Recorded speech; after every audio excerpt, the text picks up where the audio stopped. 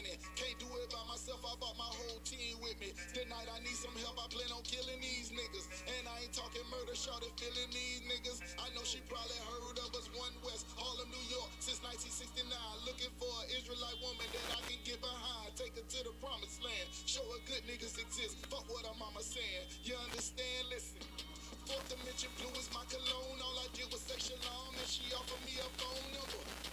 Especially when I'm in the zone, I tell fire to the bone. Girl, you playing with the wrong. Check out my Hebrew drip, my Hebrew drip. You know I'm Hebrew fresh with my Hebrew chick, and you do not want tests. I got my Hebrew click. I know you can't understand, and I'm on some Hebrew shit. Check out my Hebrew drip, my Hebrew drip. Check out my Hebrew drip, my Hebrew drip. You know I'm Hebrew fresh with my Hebrew click. I know you can't understand, and I'm on some Hebrew shit. Check out my Hebrew drip. And you ain't never seen nothing like it with a drip so hard. Made a straight sheep of diamond, cause my nigga cold as ice. That sharper than a knife. I can change your whole life just by making you my white man. Look, that nigga got the boost, biz, sprays, man. Look, that nigga got the garnet with the shades, man. Look, that nigga got the spikes on his armband.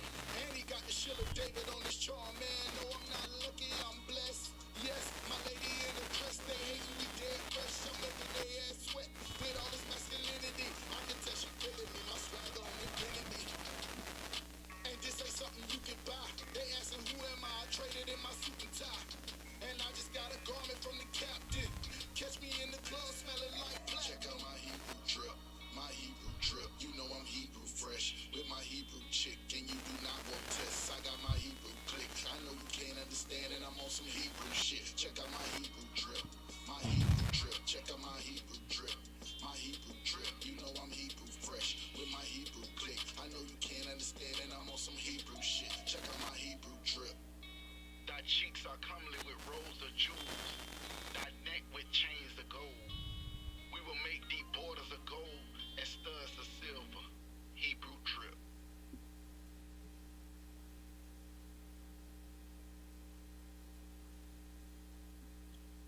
All right, Shalom, Israel. We're the ISUPK, start out of 1 West, 125th Street, Harlem, New York, under Commander General Yohana. And we are not affiliated with any other group on the planet Earth. All right, we're located here at 5261 Delmar Boulevard, Suite A, St. Louis, Missouri, 63108. All right, we have two call-in numbers for the class tonight.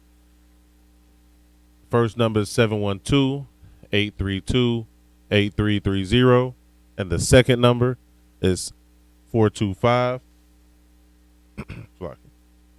425-436-6260. All right. We have classes here every Tuesday, Wednesday, and Friday from 7 p.m. to 9 p.m. And then classes on Saturday, which is our Sabbath service, from 10 a.m. to 12 p.m. All right. This and every Sunday we have Sharpen the Sword Radio with Captain DeGaulle Gabar, the most controversial radio show that ever hit the city of St. Louis. All right. And the number for that is 712-832-8330. And the pin for that one is 910-1409. All right. This coming Friday, the 14th, right here, right outside the school at 5261 Delmar Boulevard. Commander General Yohana is doing it again. Another food drive, right, hitting the city of St. Louis. And you know, the people in St. Louis, you know, they have definitely been appreciative, right? We normally it's scheduled from 1 to 3, but man, it's times we get out, we don't have no food by 2:30.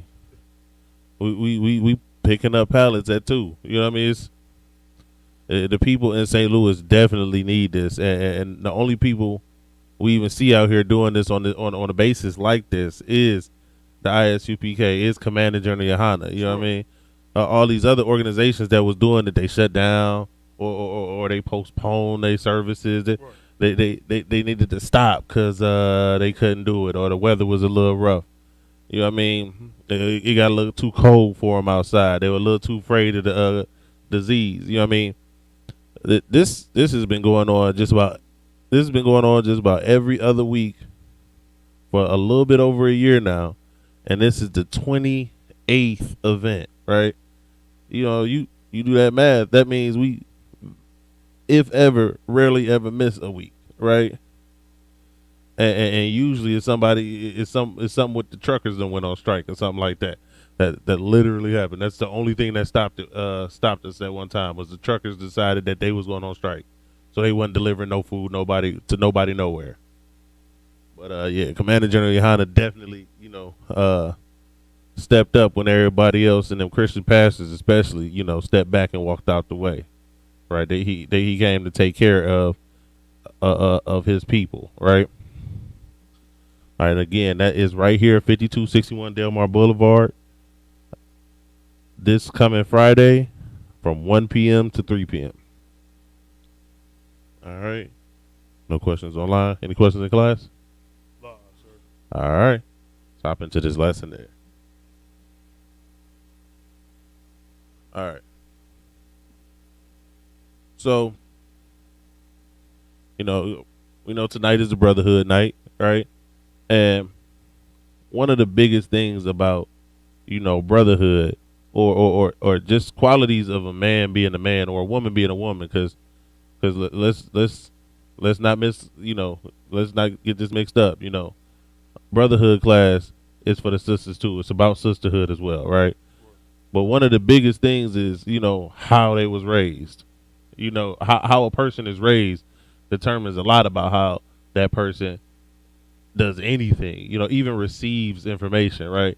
You can talk to two different people, say the same thing in the same tone of your voice, and it'd be taken completely different depending on how that person perceives it, right? That's set on how you were raised or on things that you've built up over your experience in life, right? So coming into the truth, trying to figure out how to reset that, get that recalibrated to the right way, to the way the Most High wants it to be. We have to look at the way we were raised and also the way we raising our children, right? Give me Ecclesiastes 12 and 13. All right. So let's start with the biggest basic, right? We're gonna start with the final point and then work our way back to it. All right. You got it? Come. Ecclesiastes chapter 12, verse 13. Let us hear the conclusion of the whole matter. So let's hear the wrap up of everything. Let's hear what everything comes to, right? This is the final answer to every question. Keep going. Fear God. Do what? Fear God. First off, to fear God, that means you respect the Most High God, right? You understand exactly who He is and what exactly He'll do, and you fear Him for that, right? So fear God, right? Keep going. And keep His commandments. Keep going. For this is the whole duty of man. Right. Now, see, this right here, it says this is the whole duty of man. This is everything man is supposed to be doing. Right. And in this context, when it's talking about man, this is talking about humans, right? Humans that fit in this category, right? This is given to the Israelites. So any human that is an Israelite. So if you are a man, that's for you. If you're a woman, that's for you. If you're a little girl, that's for you. If you're a little boy, that's for you. Just because it's a man and you're not a grown man, don't think that don't include you. That includes every single Israelite, right? Go ahead and get me Ecclesiasticus 10 and start at verse 1. Now we have to look at the entire structure of the family, right? Because that's where you're raised. You're raised in your family. It should be with your mother and your father, right? It should be in a loving environment. It should be in an instructional environment. But we'll go over exactly what the Most High says about that, right? But everything in that household and everything with that family unit, starts with the man, right? It starts with the head, as the Most High has said it. Go ahead. Ecclesiasticus chapter 10, verse 1. Come. Verse 1. A wise judge will instruct his people. So we as men in the ISUPK, the Most High has set up the men of Israel to be the judge of not just our household, not just our nation, but the entire world, right? So a wise judge will instruct his people, right? So not only will you instruct your people, but you got to instruct your household, right? You got to instruct your family, right? Keep going. And the government of a prudent man is well ordered. All right, so the government of a prudent man. So the way we deal as a nation, the way we deal as a people, right? Read it again, Slakia. From top. No, that last part. Come. And the government Uh-huh. of a prudent man is well ordered. Right. So a government of when it's saying prudent in this verse, right? It means not just wise, but also shrewd, right? A prudent man isn't an open man, right? Everything isn't. He does. There's control. There's a tight order, right? You're not just going to do anything or everything around this prudent man, right? There are rules, there are structures, there are laws in place with that man, right? You can't just be all out here doing whatever you want to do, right? Go ahead. Salaki, is it prudent in this context right here? Is that almost saying like an austere man? You know how Christ was an austere man. God. He was about his business. Right. That exactly. Right. Let me see.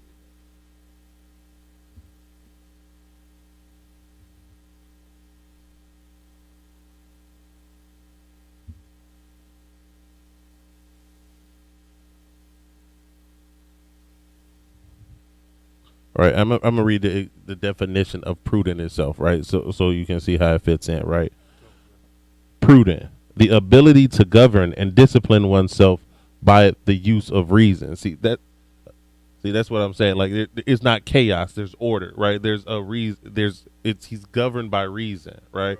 It's logic that goes that this man is going off of. He's not going off of emotions, right? He thinks through his decisions before he makes them, right? Let's see.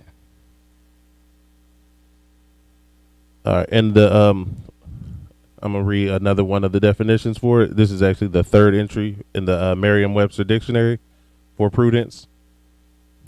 Skill and good judge in the use of resources, right?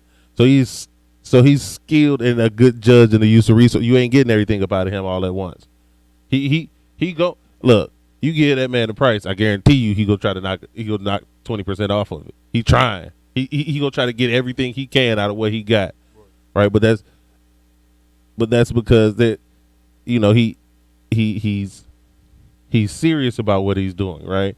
He's not just like you're not gonna just get anything over on him. You know, he's going to be as frugal and logical as possible. No, that shouldn't be that. I understand you have a markup, but you're not going to get all of your markup on me. What you're going to get is this, because he's prudent, right? He's serious about that stuff, right? Hop to Deuteronomy, the 32nd chapter and the 46th verse, all right? But again, this man, it also says, you know, he instructs his people, right? So that means not only is he instructing his people, he is teaching this to his children, right? His son will be a prudent man. Why? Because he grew up learning from a prudent man. You see what I'm saying? They'll be well ordered. Why? Because he learned order from a young age, right? Keep going. You got that verse? Go ahead, read that. Deuteronomy chapter 32, verse 46. Uh-huh.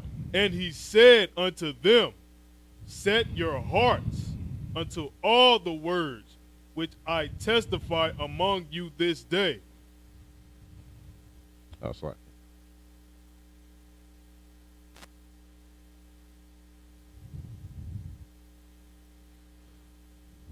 All right, keep reading. Which ye shall command your children to observe to do all the words of this law. All right, so when the Most High, you know, gave these laws to Moses, he gave Moses very strict instructions, right? And this is Moses going down. Before we've gone over how, when Moses was speaking and it said that the people answered, right? He was actually more specifically talking about those leaders that the 70 leaders that he had with him in Slovakia. It was, besides him, it was 73, because it was him, Aaron, and those two others, and then the 70 leaders. But yeah, when he spoke these words to these 70, and then he instructed those like 73, and those 73 went out and instructed their families from there on down, right? Actually, hop up a verse, read 45. Deuteronomy chapter 32, verse 45. And Moses made an end of speaking all these words to all Israel. Keep reading. Verse 46. And he said unto them. Right. See, like I said, this was he referenced when he talked to them as he spoke to all Israel. Right. When we accepted the Most High's covenant, it was those 73 who responded. Not all of Israel responded, but they respond for all Israel, right? Because these men are the heads of their tribes. Just like our men right now are getting into this truth, and they're learning how to become the men that they're supposed to be, right? Because again, we were raised in this world, and in this world, the women run the black community, right? So we as men have an internal struggle sometimes where we are trying to get back into the roles that we were supposed to be in, and then not go too far and be like the Edomites, to where they abuse their women and they abuse their power, right? It's to where we can get that balance of what the Most High actually wants us to be, right? We are supposed to care for our wives. We are supposed to love them, and then we're going to go over multiple scriptures of that too. But we're the head, right? We're still the dominant. We're still on top, right? And they have to follow us, but we have to learn how to do that correctly, right? And a lot of fake Israelite groups, this is the part where they go off at, right? Because they don't know how to do it correctly. They haven't been taught correctly. They've been taught by people who are cowards, proven cowards, right? A coward cannot tell you how to be strong and stand, when that woman is giving you all that mouth at 3 o'clock in the morning. You know what I'm saying? They don't understand. They can't tell you how to do that because they're still in the world. They still act as they always have. Like, they may call themselves Israelites now. They may know that they are, the seed of Abraham, but that don't mean nothing if you ain't following these laws, statutes, and commandments correctly. You know what I mean? If you only want to do it so everyone can see you doing it, but you don't want to actually follow the laws, right?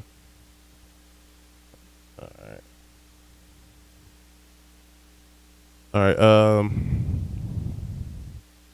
Let's get to Genesis 18 and 18, right? Because, the Bible has multiple examples of how a parent, how you should raise your children, how you should raise your sons, right? How you should raise your daughters, and how we should be as a family unit, right? Go ahead. Genesis chapter 18, verse 18. Right. Seeing that Abraham shall surely become a great and mighty nation. So they saying, seeing that Abraham should surely become a great and mighty nation, and there's a reason why they believe Abraham is going to be a great and mighty nation. Keep going. And all the nations of the earth shall be blessed in him. And every nation of the earth is going to be blessed in him. Right now, not just right now, throughout the entirety of history, every nation that has had us as their slaves has been the most powerful nation on the planet, had the largest economies out of any time in history on the planet. Every single time we go into captivity, that nation becomes the wealthiest and most powerful nation in the history of the world until we go into captivity again. And then that next nation is the most wealthy and the most powerful nation in the history of the world. The United States is the most powerful empire the globe has ever seen. And what I mean by that is, all these former world powers that they say were world powers, they were like, these people are talking about these world powers. This is before planes. Y'all weren't actually asserting your authority around the world. The United States military is everywhere right now. It's everywhere right now. The US dollar is currency around the world, no matter what country you're in. That is what currency is, right? This country is the most powerful and most dominant empire the world has ever seen. And all we got to do is look at who the slaves are. And you see it's us again. Why? Because every nation is blessed in Abraham. Right? Now, they go get that curse that's going to come with it. But again, this is just talking about, what the power of Abraham's seed, of Abraham's stock. Right? Keep reading how they understand and how they know that he'll have a powerful nation. Verse 19. Oh, shit. Go ahead. For I know him. Right. That he will command his children. That he will what? Command his children. That he will what? Command his children. Go ahead. And his household. Go ahead. After him. Uh-huh. And they shall keep the way of the Lord. Not that he'll just command his children to do whatever they want to do. Not he'll command his children to follow an idol, right? They see him and they know, oh, that man instructs his children in the ways of the Most High God. And not just that, he commands his children. He's not their friend. He's not their homeboy. He not cool with them. They his kids, right? And that's our people have try to become friends with their children. The time for that is over. This ain't that. That's the Edomite way. That's how little Timmy is flipping off at his mama and trying to shoot up a school. Like that's what being a friend to your child does. Right? We have to learn how to be parents. You can't just want to be a friend to your child. And to be a parent, you have to understand that is a responsibility. And you have to get rid of some childish things that you are doing. You may not be able to go out to the club as much as you want to. You might have to stay your butt at home and take care of them kids. Right? You might not get the new pair of J's because, they look fresh. Your baby needs some Pampers. You got to step up and be a parent to be able to instruct these children and to be able to direct them in the ways of the Most High God. Right? Like I said, you can't, and a big part of that is you can't necessarily keep them same friends that you had. So, and here's the thing. I'm not even saying don't go around them. What I'm saying is change your ways and watch them fall off. Because they ain't going to want to be around you. That's what's going to happen. When you grow up and you start doing what the Most High has for you, those friends will find another way to go. Oh, you don't like drinking no more. I mean, we ain't gonna go out. Like we ain't going out no more. We can hang at the house, have a drink or two. Nah, but see, you out here trying to be a hoe, right? You know what I'm saying?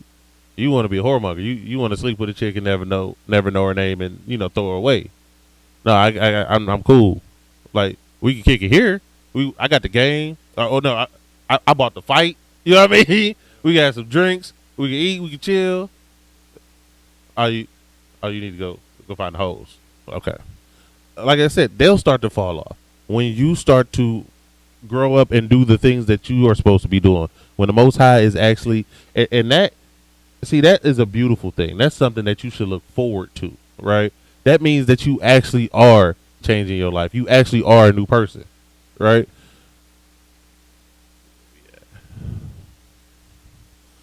Go ahead and get let's see. Ecclesiasticus 29, start at the 21st verse.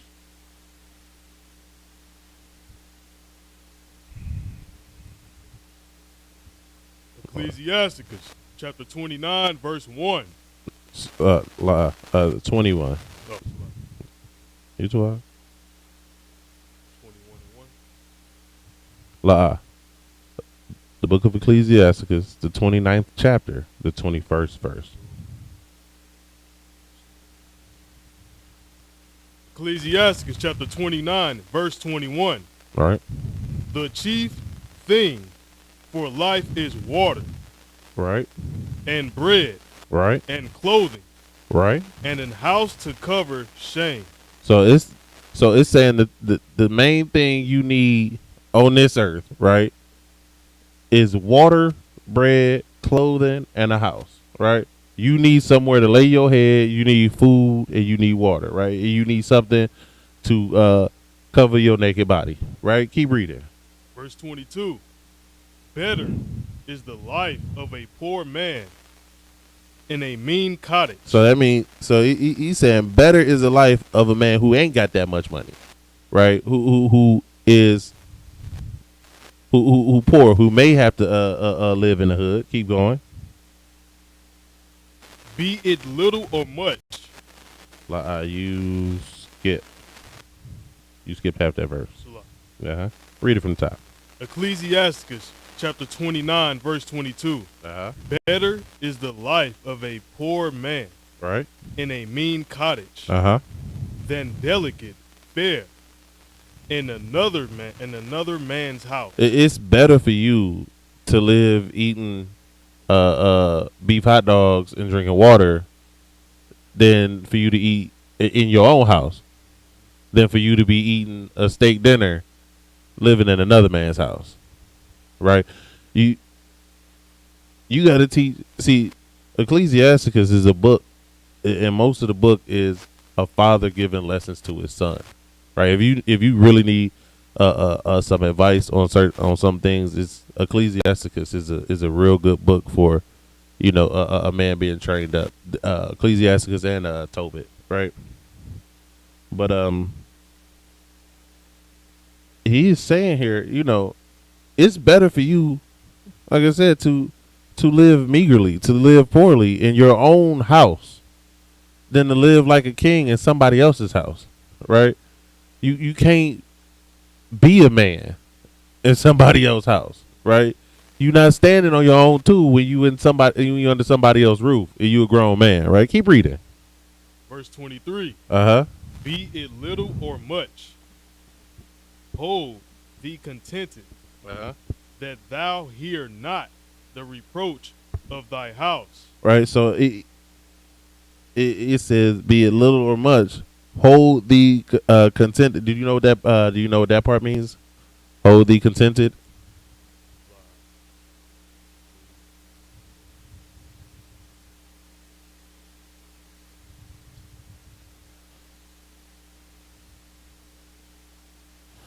It actually explains it in the next verse. Keep reading. For where thou art a stranger, that thou hear not the reproach Go ahead. Keep of going. thy house. Keep going. Verse 24. For it is a miserable life, right, to go from house to house. It's a miserable life not to have nowhere to lay your head that's yours, right? Because let's be honest here, even if you staying with your mama, she get a little mad at you, you might have to find somewhere else to live for a day or two. You know what I'm saying? Or go ahead. So it's like basically saying in the mic. So it's like basically saying, your friend might got a mansion. Yeah, you like going over his house and kicking and sleeping, but you got your own house. Whether you got a mansion or just a regular house, be content with yours. Like it's your house, it's your household. It's kind of saying that is more so saying you in a better situation living in your own house than you are if you live in that mansion, right? It's better for you to live in that house that's small than that mansion that your friend got, right? Keep reading. For where thou art a stranger, So where that house ain't your house, right? Keep going. thou darest not open thy mouth. See, that's what that verse before was talking about. If you upset, if you little mad or big mad, you better keep your mouth shut, cause you ain't in your own house. You don't pay the bills around here. you you you can't even express yourself fully. You cannot be a man. You cannot verbally say exact everything you want to say when you live in another man's house. You see what I'm saying? The way it's like, you see what it said, Go. right? You bet not open up your mouth, right? And yeah, that's it on in that one. But see, that's what I'm saying. It's the thing is, we got to teach our kids this lesson, right? Not kick it, man. It's like I know some people, right? Like when I was growing up, I knew some people that for about 8 or 9 years, I could not tell you where they lived, and like they'll be at it was group. It's just groups. They would live at this friend house for a couple weeks, then they at this friend house, then they at this friend house, and it always ends in the exact same way. We got into an argument, and I had to leave. That's because you don't have your own, right? We have to teach our children how to have their own and to be able to stand on their own 2 feet, right? Now, in taking lessons like these, right, it teaches you how to build your own stability, right? How to be not just a man, but how to have something built up for your children after you, right? Because, I mean, I read this other little infographic, right? It went over like how much your rent is every month, right? And then it went, and then in the next columns it said how much money that is in 5 years, how much money that is in 10 years, how much money that is in 15 years, right? So if you pay about, I think it was what, one of them was $800, right? If you pay $800 a month in rent, and around here that's not, you not in the best place for $800 a month, right? But it still ain't Alton. Alton like $500. Some of them is horrible out there.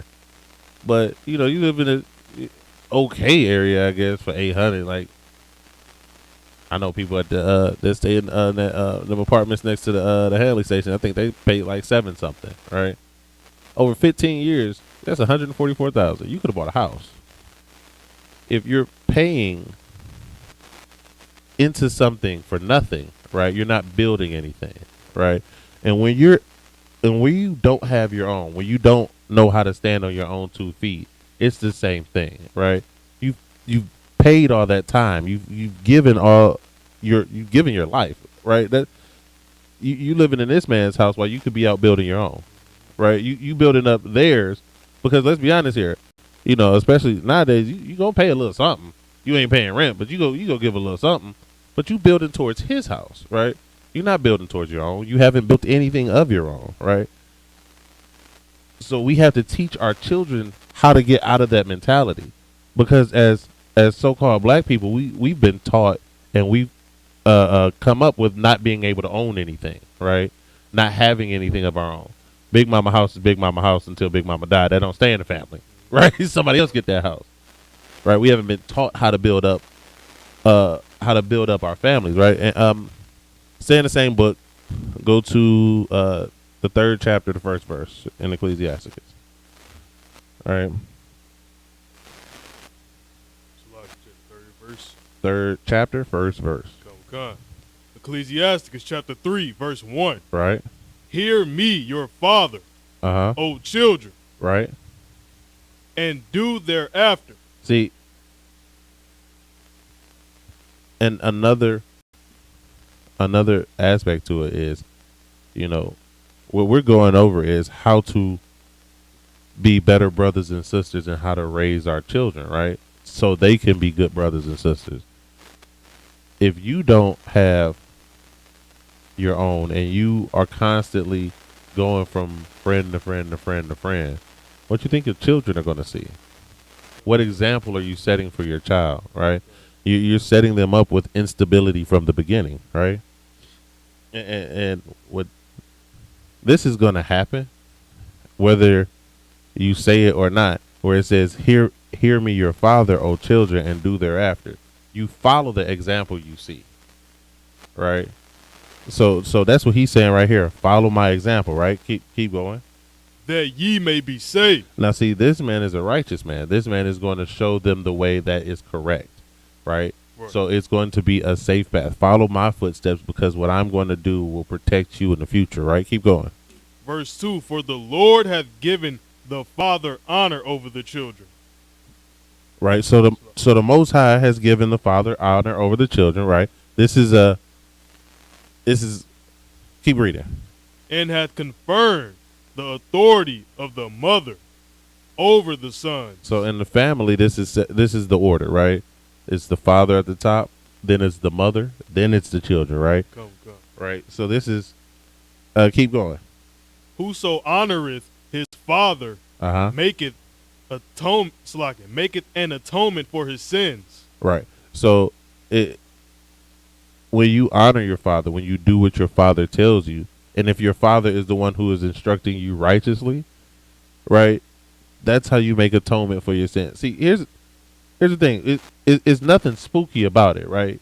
We don't go straight to the Most High. There are men over us that we have to go to. We went to the high priest back in these days to make atonement, right? So for atonement, you would go to your righteous father, right? And he would instruct you on how to get into atonement, whether it would be animal sacrifice back then or nowadays, the way to correct yourself and the punishment that you're going to have to face for whatever it is that he may give out, right? It's the same thing as when you mess up and you get a whooping. Same thing. That's your atonement. Your father is supposed to correct you that way, right? And this is the order of things, right? Go to Ecclesiasticus 25 and 1. Ecclesiasticus chapter 25, verse 1. Right. In three things I was beautified, and stood up beautiful both before God and men. Right. So these are some of the most beautiful things there are. Keep going. The unity of brethren. So brothers being together and being able to agree and to deal with each other. Passover. This verse right here, this part of this verse, the unity of brethren, Passover. Like that's if you Salaki, but if you miss Passover, first off, I feel sorry for you. Second off, until you come into the UPK and until you've gone to something like the Passover, you honestly don't know what this is talking about, right? But once you go, once you feel it, and once you there, you don't want to leave that. That unity is a beautiful thing, right? Keep going. The love of neighbors. So that is when this is talking about a love of neighbors. You know, it's you and your neighbors keeping the laws together. This is still talking about the beauty of unity between you and your brothers, right? Because how do you love your neighbor? You don't suffer sin upon them, right? You don't allow them to stay wicked. You don't allow them to do falsely or deal falsely, right? You correct them before they get too far out there and then they just done for it. You know what I'm saying? You save their life. That's how you love your brother, right? You have something you want to say? I was going to say, Salaki, don't put a stumbling block in front of your brother. Don't be the reason your brother is falling. Right? Don't be the reason your brother got tripped up. Yeah, right. All right, keep going. Come, a man and a wife that agree together. A man and a wife that agree together. That is this. Any married man, any man with a rib would understand that if you and your rib could just be on the same page all the time, There's there will be nothing more beautiful than that in the world. There's nothing like your whole household, man.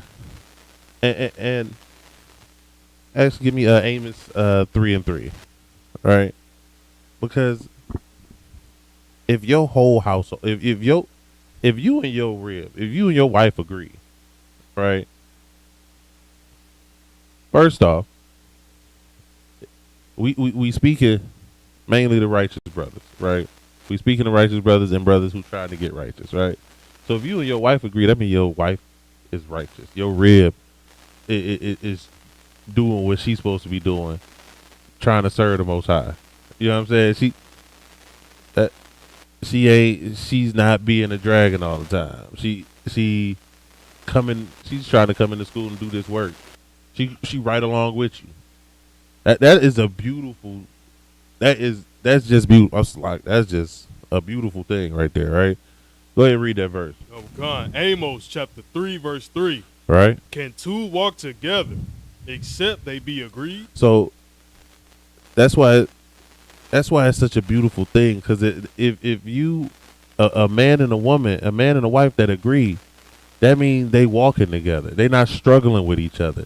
They not going against each other, right? This is, a beauty beyond measure, right? But there is one big thing that we tend to keep doing as a people, especially as our men, that trips us up, right? And it keeps putting us back in this position, right? Give me Ecclesiasticus 7:26, right? Because we need to have our, like I said, this is a beautiful thing, and we need to have our women who are with us to walk with us, right? And they can't walk with you unless they agree, unless they're on the same page, right? And that's what our women need, and that's what the women need to learn to focus on, right? Is being more into the scriptures, right? Because actually, yeah, we'll get to that in a second. Go ahead, read that verse you got. Come God, Ecclesiasticus chapter 7 verse 26. Hast thou a wife after thy mind? Right. So it's asking, if you got a wife after your mind, right? A wife who think like you think, right? A wife who trying to do the same things you trying to do, right? Keep going. Forsake her not. Don't give up on her. Don't leave that. That is the goal right there, right? Keep going. But give not thyself over to a light woman. See, that's our problem, right? As people, as men, we tend to give ourselves over to light women, right? Do you understand what that means? A light woman. Like a loose woman, a weak woman. There you go, a loose woman, a weak woman, harlot. We go for hoes. It's a problem. Nakers like hoes too much, and then we wonder why she don't act right. You got a hoe that want to be a hoe. I mean, don't get me wrong. It's hoes that put down that life, don't want to do that no more. They change, just like there's men that change, right? And don't. This is talking about you got with a hoe who want to be a hoe, and you knew she was a hoe and wasn't planning on stopping hoeing, and now you think you're not gonna. If she didn't want to change in the first place, she ain't gonna change now. Look, and one of the biggest reasons why is, well, she got you by being a hoe. So what would make her think being a hoe, not being a hoe, would keep you? That's why you got with her, because she was a hoe. So what are you pushing to her now? You can't push her being not a hoe if you accepted her being a hoe, and that's what made you get it. That you can't do both, right? And that's what we need to make sure we do, is not give ourselves to these light women, right? And look past or look over those women who got that same type of mind, right? Who are trying to do what we trying to do, who are trying to serve the Most High the way we serve the Most High and fulfilling the role that the Most High gave them, right? All right, where we at? Get me Ephesians 5 and start at verse 25.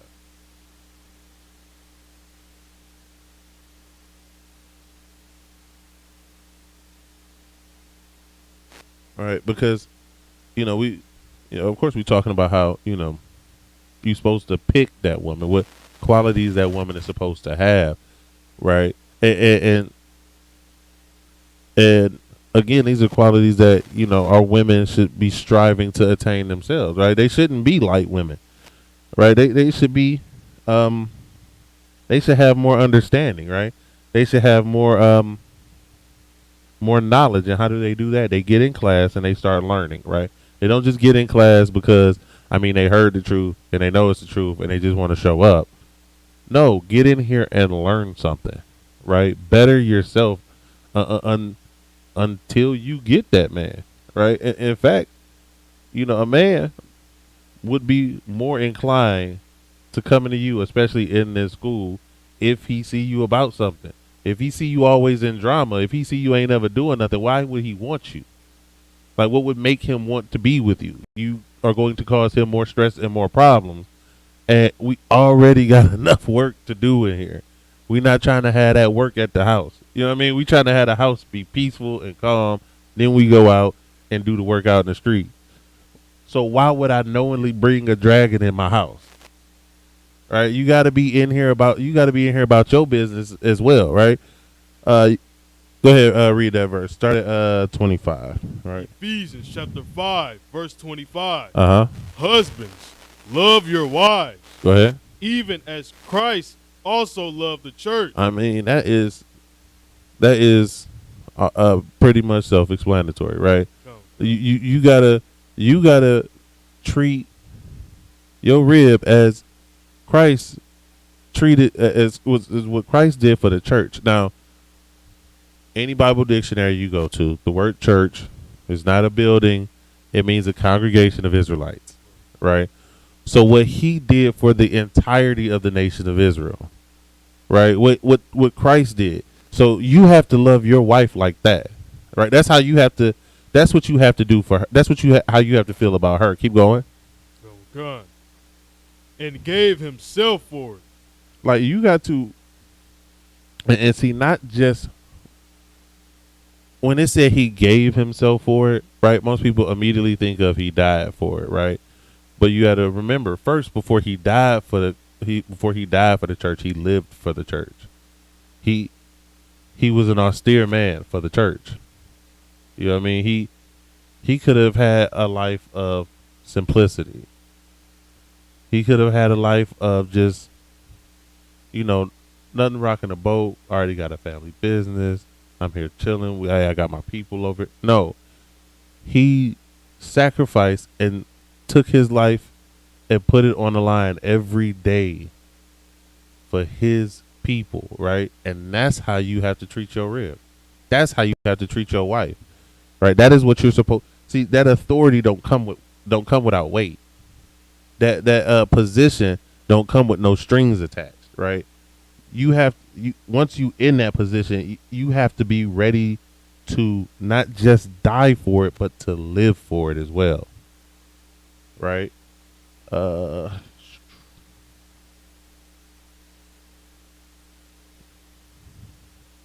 ahead and hop down to verse 28. Oh God. Yep. Verse 28. So ought men to love their wives as their own bodies. So you're supposed to love your wife as your own body, right? He that loveth his wife loveth himself. Right. So you don't love yourself if you don't love your wife, right? Like, you're supposed to love your wife like you love your own body. You're not throwing yourself in front of traffic.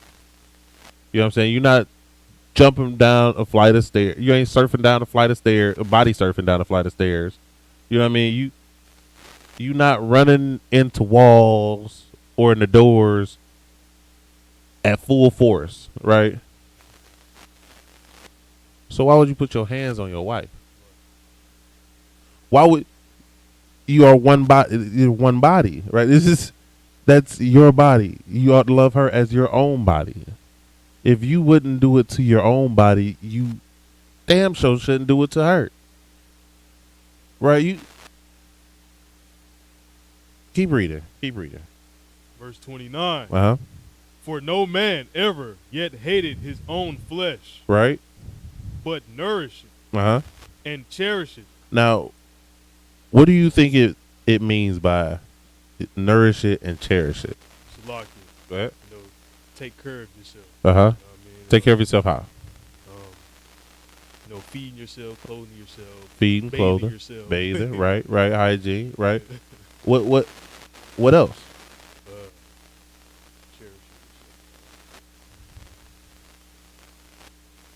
If you love yourself as a man, what would you be doing? What would you do? Or what do you do?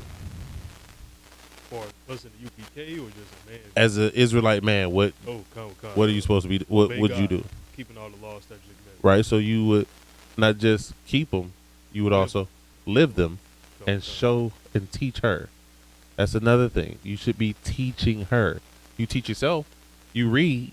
You study. Right. That not just nourishes the body. It also nourishes the spirit. Right. Okay. So just the way you teach yourself, just the way you feed yourself physically and emotionally and spiritually, you need to feed your rib physically, emotionally, spiritually. You have to be there for her and guide her in that way, right? That you are supposed to take care of her, right? Your position as a man, your position as her Lord, is not to be a tyrant. It's to be her protector. It is to be the one who watches over her, right? Give me Ecclesiasticus 42:9, right? And again, a lot of these lessons, a lot of these things, they have to start early, right? Because they're difficult to learn as an adult, right? And they're much easier. It's much easier to stop a whore from being a whore if she hasn't become a whore yet. After she done been hoeing for a while, it's a lot harder to get her to stop. But to prevent it, it's a saying, an ounce of prevention is better than a pound of cure, right? You prevent that before it happens, and you don't have to deal with the effects of after it happens. Right. And not only dealing with the effects, but then you go, especially like I said, we talking about being parents. You know, this is your daughter, so now you gonna have to deal with it, not just because you didn't deal with it in the first place. Now you gonna have to deal with the aftermath. You have to deal with the during, then the aftermath, then the recovery, then the hope that she might have some semblance of normality when she grows up, and she most likely won't. You just got to do the best you can at that point. You grasping at straws at that point when you could have stopped it before it happened, right? Read that verse. Ecclesiasticus chapter 42, verse 9. Uh-huh. The father waketh for the daughter. So the father waketh for the daughter. And this is why they got to keep our men out of our houses, because that protection, it doesn't just extend to teaching a son. It doesn't just extend to protecting a wife. It also extends to teaching and protecting that daughter, right? And again, once you get the minds of the women in our community, that changes the entire dynamic, right? We need to get our sisters back to where they're supposed to be, right? And being women. They think that, well, you know, I'm a single mom, but since it's a girl and I ain't got to teach her no boy stuff, it'll be okay. It's not okay. Being a single mother is not okay. Being a single father is not okay. That's difficult.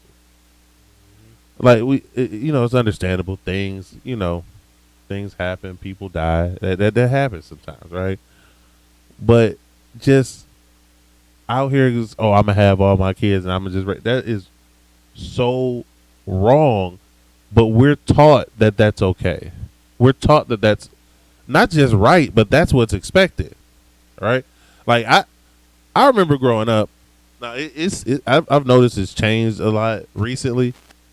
Man, I remember growing up and I could tell you each person in my class that had a father. It was only a couple of them. That's how, it was just like you live with your mom and your dad. Like that was weird. But you know that's how we're supposed to be, right? But we're taught that that's not normal. That's odd for blacks, Hispanics, and Native Americans. We're broken homes have become the norm, right? And why? It's so that the father can't protect his daughter, right? It says the father.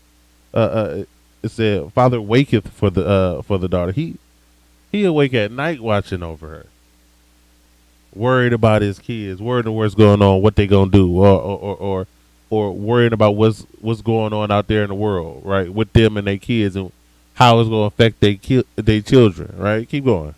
Oh God. When no man know it. So he doing this and everybody else asleep. Nobody know what he doing. He's just watching his kids because that's what a father does, right? He sits up at night and goes and checks on his kids. Ain't nobody paying attention to him. He's not doing this because he wants his kid to know that he's doing it. He's doing it because as a father, this is what he does, right? Keep going. And the care for her, and the care for her taketh away sleep. He's losing sleep because he could be sleeping in bed right now, but he gonna get up and just make sure the baby breathing. She ain't having no night terrors. She's not having a nightmare, is she? You know what I mean? That's the care for her taketh away sleep. Keep going. When she is young. So while he's young, he's watching out for her. While she's young, he's mulling over. He's protected every little step. You know, he wants to put bumpers on everything in the world to protect his baby, right? Keep going. Lest she pass away the flower of her age, and being married. So keep going. Lest she should be hated. Keep going. And her virginity. Lest she should be defiled. Keep going. And gotten with child in her father's house. Right. You watching over her. You protecting her, so she don't run out there and be a little whore. Because guess what? Like I've come to thoroughly believe this. Right. It is in the DNA of just about every Israelite to be a whore and a whoremonger. With no rules, no constraint, that's what we do. Why? Because in this society, we try to model ourselves like the Edomites. And we know the Edomite woman is a natural whore. Like, that's what she does. Like, that's what she's built for. Like, that's her purpose. She's a whore. They're trash. You know what I mean? Like, that's what they do. That's what they are, right?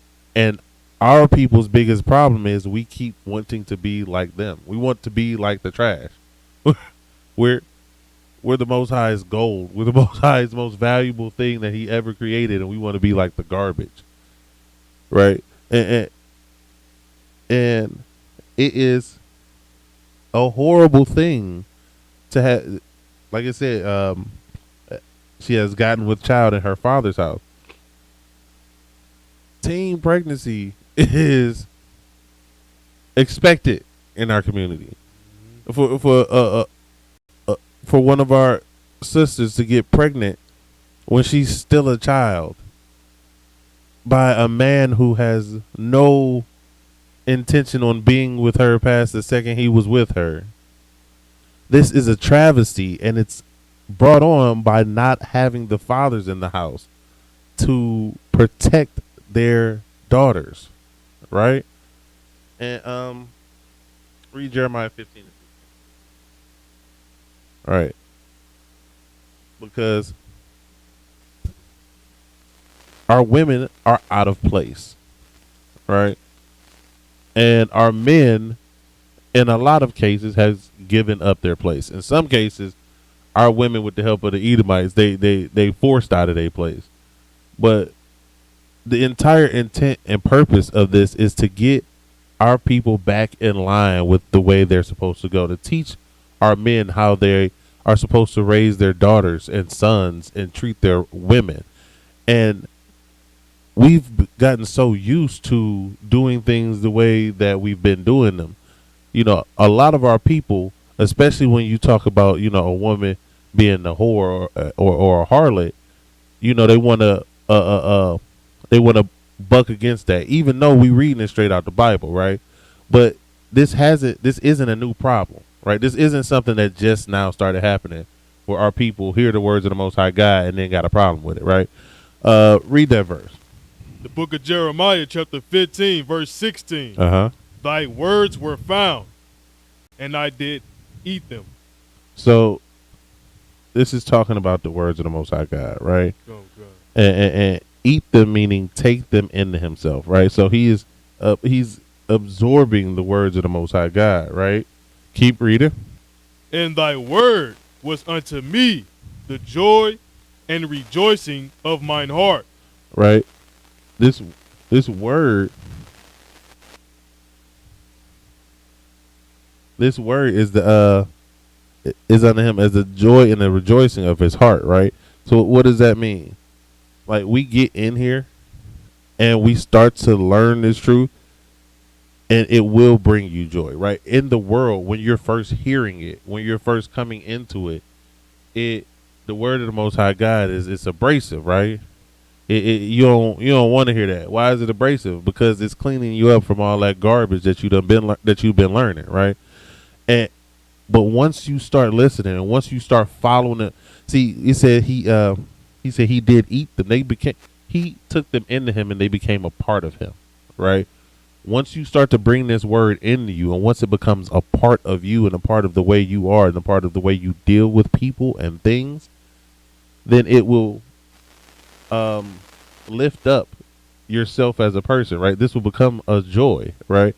Even though, again, these words do sound harsh to some people, but it's the honest truth. You being a bum ain't cool. That's gotta stop being cool, right? We have to teach our kids that that's not the way a man is, right? We have to teach our daughters that they can't just be out there running around with whoever they want, whenever they want, however they want to. Right. We have to teach our sons that once you lay with that woman, that's your woman, period. And this is the way you're supposed to treat her. This is the way you have to deal with her, right?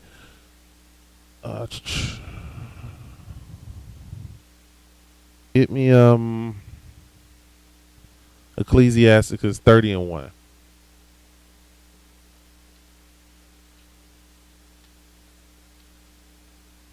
Ecclesiasticus chapter 30, verse 1. Right. He that loveth his son.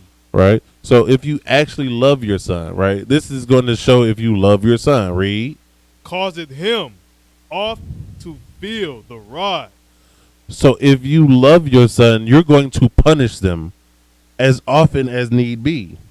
You're not going to let them slide with some stuff and you done caught them. Or it's not love to just let your children do whatever they think they want to do and let them get away with things. That's not loving your child. That's hating them. You're showing them hatred when you don't correct your children for what they do. Right? Keep going. Come, that he may have joy of him in the end. Because when that child grows up, your correction is going to stick with him as he grows up. He's going to act a specific way because you corrected the wrong things he was doing. You altered what he was the way he was going into a better path. So you will find joy in him, right? Keep reading. Come. He that chastiseth his son shall have joy in him. Right. And shall rejoice of him among his acquaintance. See, you can tell when somebody disciplines their kids or not. The kids that get disciplined, them the kids that get bragged on. Right. Cause they not out. They not the little knucklehead running up and down the street doing whatever they feel like doing. Oh, that's your kid? Shoot. I don't know what to tell you. My kid just got straight A's. I tore that backside up when they thought they was gonna be a little liar. I tore that backside up when they thought they was gonna be a thief. You know what I mean? I tore that backside up when they thought they was gonna disrespect me or my rib in my house. Oh, you just allow yours to do whatever they want to do. Oh, okay. And that's why they. Oh, you bailing him out? He's 12. Why is he? What is he doing? Because you haven't trained them correctly. They haven't been taught correctly. So of course they're going to be running roughshod all over the neighborhood. They're a little better than wild animals at that point. They haven't been raised. They haven't been trained. They haven't been taught. Right? You raise, you train, and you teach your children, and you will have joy in them. Right? Keep reading. Come. Oh, yeah, go ahead. He that teacheth his son grieveth the enemy. See, the police ain't gonna have nothing to say to your kid if you raised your kid right. If you trained your child up, the enemy ain't gonna have no hook into him. Your child ain't you raise your child in the way that your child ain't a crackhead. Ain't got no hold on him. He ain't a pill head. He ain't got no hold on him. You know what I'm saying? You're not addicted to his drugs. You're not chasing after his women.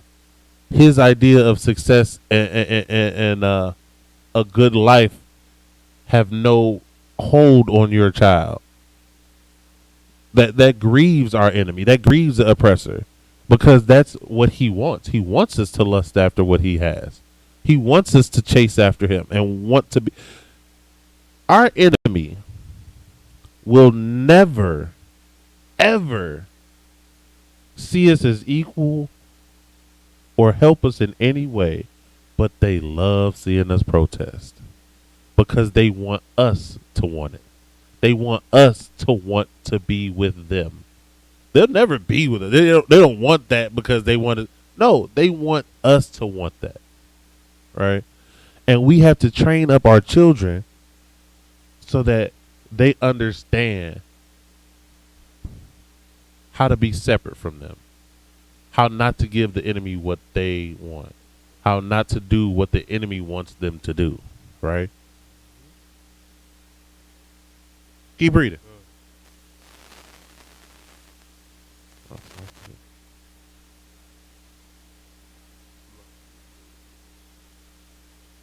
And before his friends he shall rejoice of him. Go ahead, keep going. Though his father died, yet he is as though he were not dead. For he hath left one behind him that is like himself. And if you do this, your child will imitate you. It'll be like you ain't even gone. Your child is going to follow directly in your footsteps when you raise them correctly. Your child will be that memorial to you. Once you, this is why they call why your son is called the beginning of your first son is called the beginning of your strength. Right, that is what lives beyond you is your children and their children. Right, but it's only if you raise them correctly. And we see nowadays if you not raising them correctly, I mean, your children gone before you anyway. The oppressor will let your kid run the street. The oppressor will shoot them down. They don't even have to do nothing. They don't have to do nothing but be out there. They don't have to do nothing but just be in that area. Right? They associate with the wrong people. Your child didn't do nothing, but we saw him talking to that thief, so we figured we go ahead and him up too. He was walking down the block and, DW or being black on a Friday night.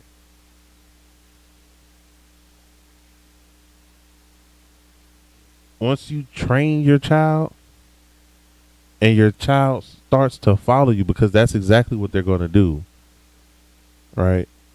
You have to look and see, are you leaving a representation that you're proud of? Are you training this child to be?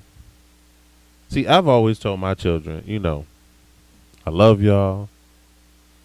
And I know y'all think I'm great. I know y'all think I'm amazing. I know y'all think I'm awesome. I want you to be better than me. Right? If you're not training your children correctly, see, my children have an advantage. My children have never once thought they were African American or black. My children have always known that they're Israelites. They grow up in the school. They're going to learn here. This is what their life is going to be about from the time they're children.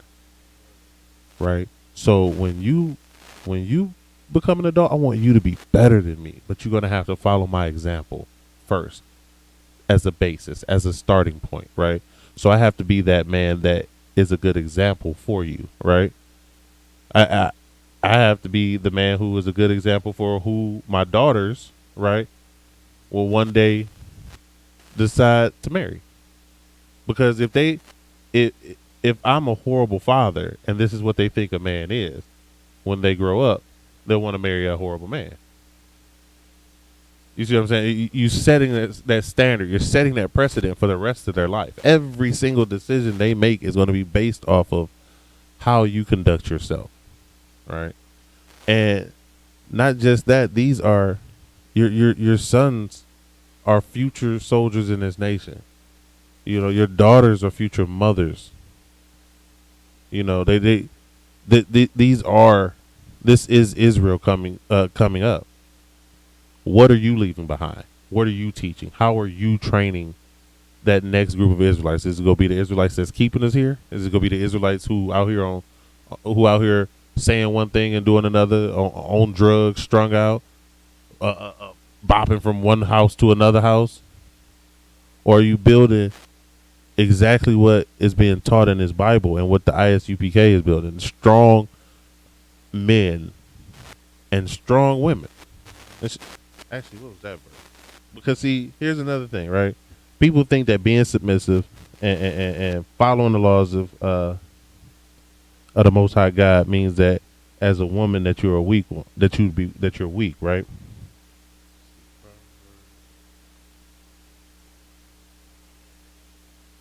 Give me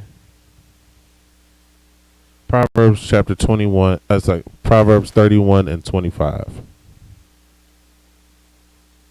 Right? Because see, just because we say a woman is supposed to submit, and a woman submits to her husband, right? People believe that we don't think that women should be strong. We think that means that the woman is weak, right? That's not what that means, right? Read that verse. Proverbs chapter 31, verse 25. Right, so this is a Proverbs 31 woman. A Proverbs 31 woman is what? Read. Strength and honor are her clothing. She is clothed in strength and honor. That's right. Her submission shows her strength. She's, in fact, let's see. Keep reading.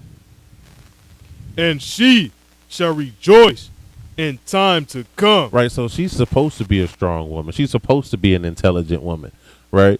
Keep reading. Verse 26. She openeth her mouth with wisdom. You don't have to keep your mouth shut. You just have to shut up with all the garbage.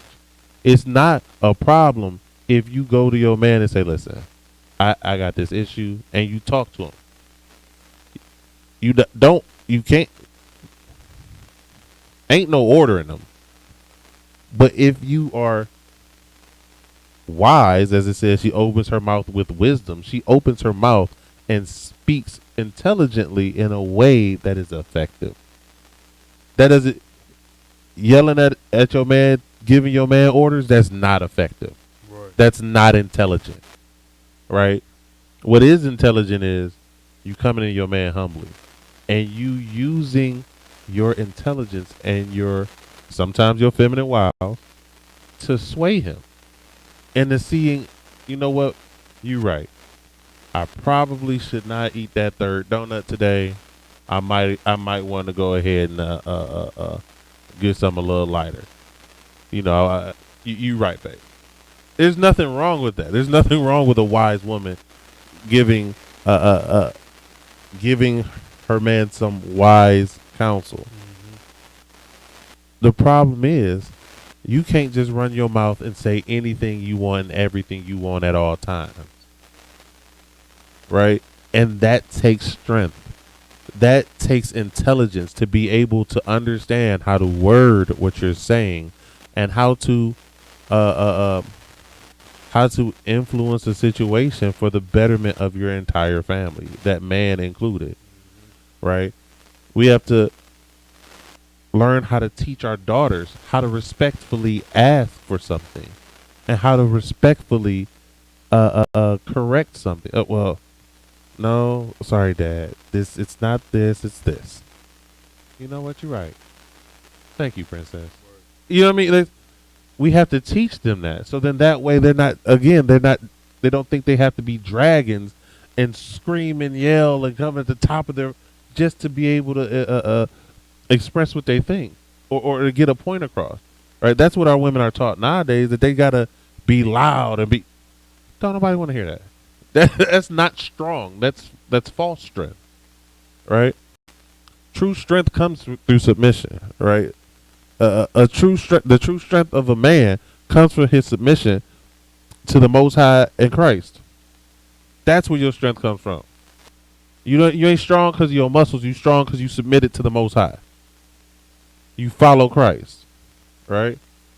The woman is strong because her strength is in submitting to her man. All right. All right. Pass the time. Read one more verse, and we out of here. Proverbs 22:6. All right, because not just men in the UPK, but this is also what we teach men how to do in the UPK. We don't just teach men how to be better men, but we also teach this to men, right? Read. Proverbs chapter 22, verse 6. Right. Train up a child in the way he should go. See, in the UPK is where you learn the way you should go. So we teach men how to follow the way they should go. And we also teach them how to teach their children how to follow the way they should go. Go ahead. Come, and when he is old, he will not depart from it. Damn right. So again, get your kids in class, whether it be in here or you teach them, and preferably even if it is in here, you still teach them, right? And that is the only way we're gonna raise this nation up. That is how you show true brotherhood, by making sure that this nation is left in good hands, right? And with that, shalom, Israel.